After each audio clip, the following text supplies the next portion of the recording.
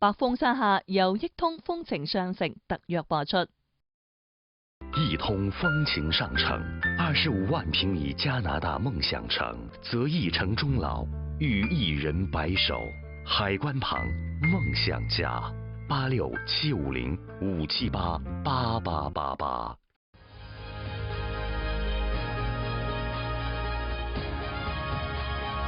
平民自覺，用心表達，百風山下，大事小事，事事關心。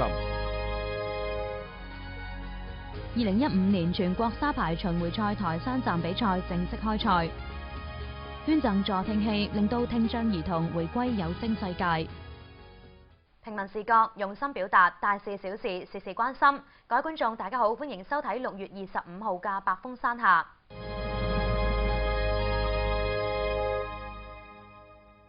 頭先嘅台山新聞當中講到，為期4日嘅2015年全國沙灘排球巡迴賽台山站比賽，今日正式開賽。比賽第一日現場情況係點呢？我哋嚟睇一睇。上午9點開幕儀式結束之後，比賽正式開始。比賽現場設置咗1個主會場以及3個分會場，4個場地同時進行比賽。比賽開始之後，每支隊伍嘅2名運動員一前一後。輕電扣殺唔單止要合作無間，同對手鬥智鬥勇，仲要拼體力。沙排主要的特點就是它只有2個人在比賽，然後場面上面每個人做的事情要很多，對，然後它正常的隊伍配置是1個高1個矮，前排的1個在攔網，後排就是只有1個在防守，然後它的所有的球不都是重扣。因為傳統的9人排啊，或者室內的排球都會重扣比較多，還會打很多戰術球。但是我們只有2個人，他的球速要求要慢一點，要等你的同伴上來以後更好，有更多的時間去處理打這個球。原來沙灘排球同傳統嘅排球喺比賽規則、運動員人數等方面都有所區別，咁所以沙排運動員喺技術上亦都要有所調整。嚟自上海隊嘅高鵬今年27歲，從2004年開始打沙排，咁至今已經有11年時間。喺沙排嘅戰場上馳騁多年嘅佢，有啲咩取勝嘅秘訣呢？我剛剛還在跟我的教練聊，然後就是打球，他的作風一定要硬朗，對，然後你的細節要抓得細一點，失誤要少，比別人少一點，你才會有更多的機會去贏比賽。對觀眾而言，除咗比賽人數、場地等唔一樣之外，觀賽環境以及禮儀同樣都有所區別。排球賽，相信我哋台山市民都睇得多啦。相信好多市民呢都已經習慣咗坐喺室內，享受住空調嗰種涼浸浸咁樣去睇比賽嘅感覺。但係沙灘排球就唔一樣啦，因為佢個場地一定要設置喺室外，所以我哋喺度睇比賽呢，唔單止可以享受到平時喺沙灘先至可以享受到嘅藍天、陽光、白雲，仲可以見到運動員喺金黃色嘅場地上面為我哋展示優美嘅身姿以及精湛嘅球技。望住實力強勁嘅運動員喺金黃色嘅沙場上奮力拼搏，的確係人生一大樂事。不過喺呢度都要提醒各位觀眾，現場觀看沙排要注意觀賽禮儀。咁由於比賽場地喺室外可能會比較曬，我哋可以選擇用防曬油、帽、墨鏡等嘅方式嚟進行防曬，千祈唔好喺觀眾席上邊擔遮，以免影響到後排觀眾觀賽。對於室內排球賽，相信各位觀眾都唔會覺得陌生。但係沙灘排球你又了解幾多啦？下面我哋就嚟一齊認識下沙灘排球嘅比賽規則。沙灘排球顧名思義就喺沙灘上進行嘅排球運動。沙灘排球嘅比賽場地係長16米、寬8米嘅長方形，四周圍仲需要有5到6米嘅活動區。除咗場地唔同之外，沙灘排球同室內排球最大區別就在於參賽人數。沙灘排球每一隊由2人組成，喺比賽嘅時候呢2個人都必須要喺場上；而室內排球就6到9個人為一隊，而且有替換制度。沙排只有2個人，沒有替補的。然後就是說，教練員不能在現場指揮。沙灘排球每次發球前，記錄台都會舉起一個牌，標有1或者2，表示發球隊員嘅號碼。當發球隊員擊球嘅時候，除咗發球隊員之外，雙方隊員都必須要喺本場區內，可以隨意站立，冇固定位置。每隊最多可以擊球3次，攔網觸手亦都計為1次擊球。每局比賽當中，每隊最多可以請求4次暫停，每次暫停時間為30秒。每一名隊員都可以向裁判員提出暫停請求。由於沙排冇輪換制度，如果有隊員喺比賽當中受傷，可以給予5分鐘嘅恢復時間。但一局比賽當中最多給予同一名隊員2次恢復時間。隊員5分鐘內冇恢復，又或者一局當中同一名隊員超過2次恢復時間，就宣布該隊為陣容不完整。因此，沙灘排球對運動員嘅身體素質要求好高。訓練就沙排在身體素質上面，就是比一般的那個要求比較全面，比較高。那體能如果好了，對吧？那就容易少受傷。如果說你身體狀況不好，那特別是沙排，它是連續打的，有的時候是，然後一個比賽接着一個比賽巡迴的打的。如果身體那個體能不夠的話，就更容易受傷。同室內排球實行5局3勝制唔同，沙灘排球嘅比賽係採用3局2勝制，頭2局採用21分制，第3局為15分制。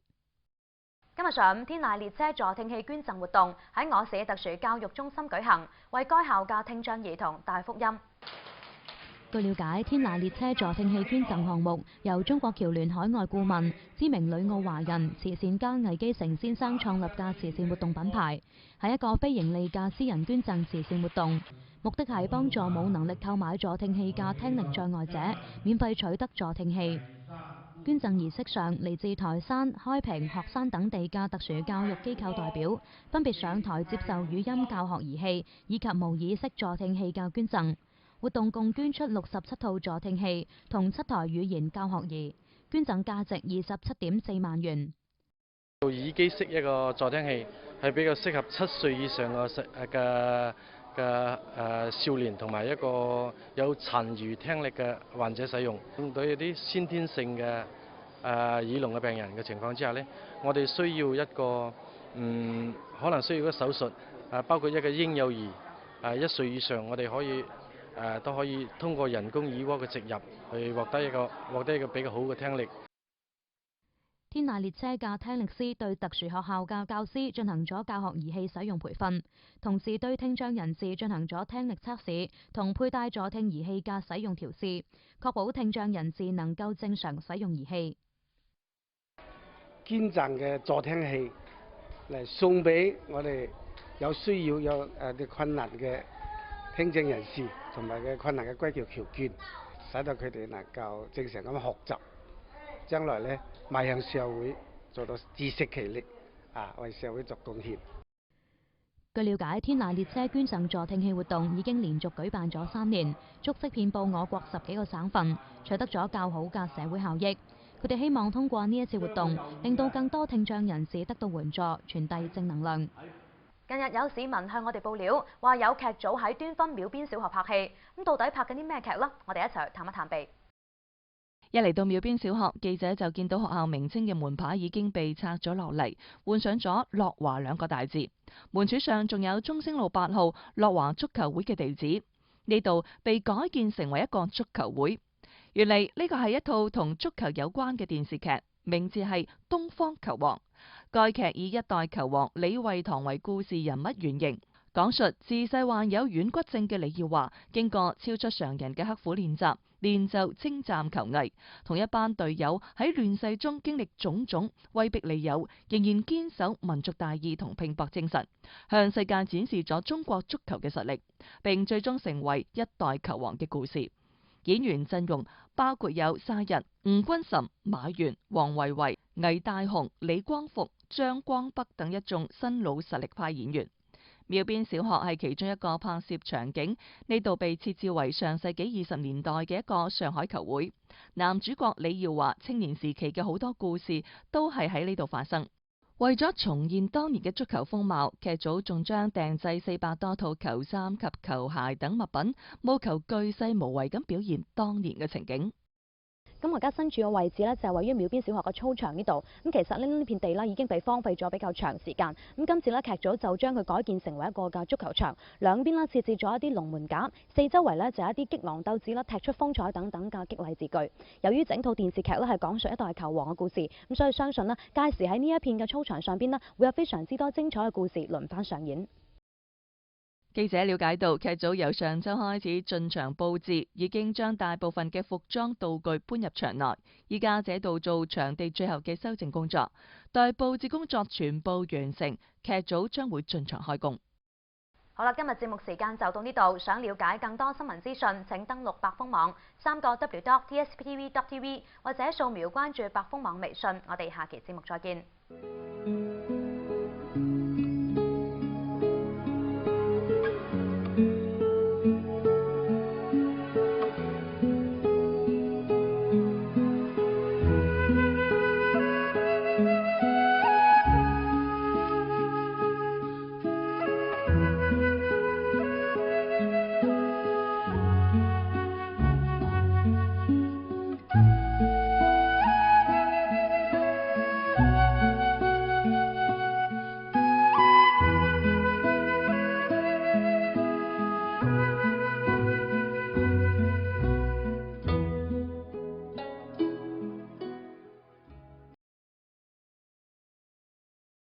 慈善公益手拉手，幸福台山心連心，聚合慈善力量，共建幸福台山。助人為樂，其樂無窮；熱心慈善，功德無量。曾經走遍世界，先懂得家係心中永遠嘅港灣。大家族嘅聚居首選，台山碧桂園，9年積澱。如詩如畫嘅山水大城，酒店、學校、商業等一應俱全。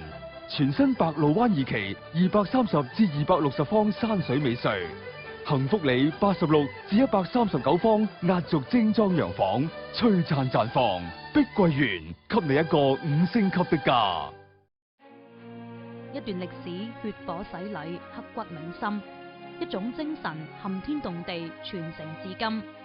今年係中國抗日戰爭同世界反法西斯戰爭勝利70週年，為咗全面講述台山人嘅抗戰故事，弘揚抗戰精神，激勵台山兒女，我台將推出大型系列報導，尋找抗戰老兵，並向社會徵集抗戰老兵線索。如果你嘅祖輩父輩係抗戰老兵，或者你身邊有抗戰老兵，可以通過以下方式同我哋聯繫：一、撥打電話18575005678，18675000123，55258226；2、關注微博百豐山下欄目百豐山下@qq.com；3、發送郵件OK0750@126.com。